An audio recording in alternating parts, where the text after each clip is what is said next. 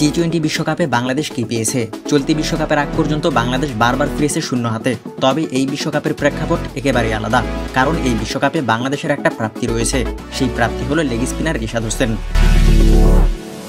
Cricket খেলুড়ে দেশগুলোতে যখন লেগ স্পিনারদের রাজত্ব চলছে, কবজির মোচড়ে ম্যাচ ঘুরিয়ে দিচ্ছে, এমন সময়ে বাংলাদেশে ছিল না কোনো লেগ স্পিনার। তাই তো লেগ স্পিনারের জন্য হাহাকার ছিল বাংলাদেশ দলেও কবে এমন একজন আসবে, এই স্বপ্নেই যেন বিভোর ছিল টাইগাররা। আর সেই অভাব পূরণ করে দিয়েছে leg spinner Rishad Hossain. Leg স্পিনকে বলতে পারেন ক্রিকেটের দুরূহতম শিল্প।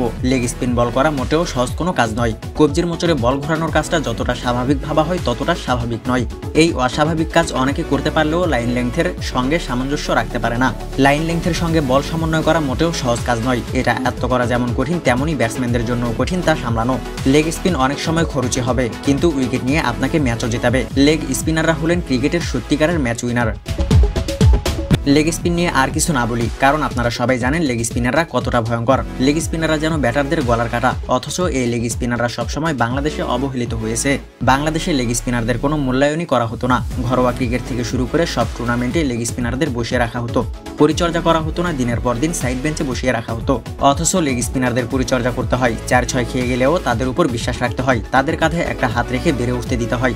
আর তা করলে যে প্রতিদান পাওয়া যায় তা অন্য কোনো বোলার কখনোই দিতে পারবে না।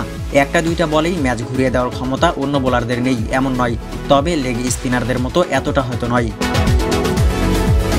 বাংলাদেশের প্রধান কোচ হাতুরে সিংহে নিজেও লেগ স্পিনের বড় ভক্ত। প্রথমবার বাংলাদেশের দায়িত্ব নেওয়ার পরই তিনি তা বুঝিয়ে দিয়েছিলেন।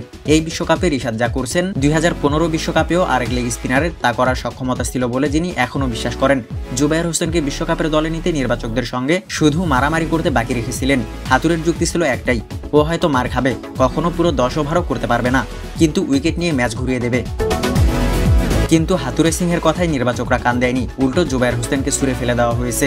জুবায়ের হোসেন লিখন অনাদরে অবহেলায় হারিয়ে গেছে বাংলাদেশ ক্রিকেট থেকে। টেস্টে অভিষেকে দারুণ এক গুগলিতেই বিরাট কোহলিকে বোল্ড করার পর সাকিব আল হাসান এই জুবায়েরকে নিয়ে ভবিষ্যৎবাণী করেছিলেন, বলেছিলেন এই ছেলে একদিন টেস্টে 400 উইকেট নেবে। সেই জুবায়ের এখন কোথায় কেউ জানে না। জুবায়ের হোসেন লিখন যেমন অবহেলার কারণে আক্ষেপ করছে, ঠিক তেমন নিজেকে একটু ভাগ্যবান মনে করতেই পারেন রিশাদ হোসেন। বয়সভিত্তিক দল থেকে জাতীয় দল পর্যন্ত যাত্রাপথে বাংলাদেশের ঘরোয়া ক্রিকেটের আনুকূল্য না পেলেও ক্রিকেটের বোর্ডের যত্ন পেয়েছেন। প্রতিদান কি দিচ্ছেন তা তো দেখতেই পাচ্ছেন।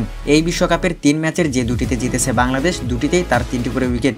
শুধু উইকেট সংখ্যা দিয়ে রিশাদের গুরুত্ব বোঝানো সম্ভব নয়। নেদারল্যান্ডসের বিপক্ষে ম্যাচ শেষে সাকিব আল হাসান বারবার একটা কথা বোঝানোর চেষ্টা করে গেছেন, টি-20তে ব্যক্তিগত পারফরমেন্স কিছুই নয়, শুধু রান আর উইকেট দিয়ে তা বিচার করাও ভুল। এখানে দেখতে হবে দলে কে কতটা অবদান রাখতে পেরেছেন। রিশাদের উইকেটগুলোকেও দেখতে হবে ম্যাচের প্রেক্ষাপটে, কখন উইকেট নিয়েছেন, কোন পরিস্থিতিতে নিয়েছেন। শ্রীলঙ্কার বিপক্ষে ম্যাচ সেরার স্বীকৃতি বলে দিচ্ছে সেই ম্যাচে রিশাদের অবদান। নেদারল্যান্ডসের বিপক্ষেও পুরস্কারটা রিশাদকে দিলে মনে হয় না তা অন্যায় হতো। সাকিবের অপরাজিত 64 রানের অবশ্যই এই জয়ে বড় অবদান, তবে সেই জয় তো মরিচিকার মতো মিলিয়ে যেতে বসেছিল। তারপর যা হলো তা অনেকটা শ্রীলঙ্কার ম্যাচেরই পুনরাবৃত্তি। 1 ওভারে রিশাদের 2 উইকেটে ম্যাচে ফিরল বাংলাদেশ। ডালাসে তা ছিল ম্যাচের প্রথম ইনিংস, সেন্ট ভিনসেন্টে দ্বিতীয় পার্থক্য বলতে এটুকুই। লেগ স্পিন অনুরাগী কোচ অবশ্যই রিশাদের জন্য বড় পাওয়া, তবে কোচ তো আর মাঠে থাকেন না, মাঠে থাকেন অধিনায়ক। লেগ স্পিনারের সাফল্যের অনেকটাই নির্ভর করে যার উপর, তা শুধু ফিল্ডিং সাজানোতেই সীমাবদ্ধ নয়। লেগ স্পিনারকে কখন আগলে রাখতে হবে, কখন আনতে হবে আক্রমণে, অধিনায়কের এই জানা বোঝাটা খুব জরুরি। সম্ভবত তার চেয়েও জরুরি বোলারকে বুঝিয়ে দেওয়া, তার উপর অধিনায়কের আস্থা আছে। নাজমুল হোসেনের অধিনায়কত্ব জীবনের মাত্রই শুরু, তবে এই কাজটা খুব ভালোই করছেন। নেদারল্যান্ড যখন ম্যাচ বের করে নিয়ে যাচ্ছে, রিশাদের হাতে বল তুলে দিয়েছেন। প্রথম বলে ছক্কা খেয়ে বসার পরও বলেছেন, আমি জানি তুই পারবি। রিশাদও পেরেছেন। এই বিশ্বকাপে বাংলাদেশ সুপার 8-এ উঠে গেছে বলা যায়। সুপার 8 অবশ্য বড় একটা অর্জন, তবে এই বিশ্বকাপে বাংলাদেশের সবচেয়ে বড় পাওয়া এটা নয়।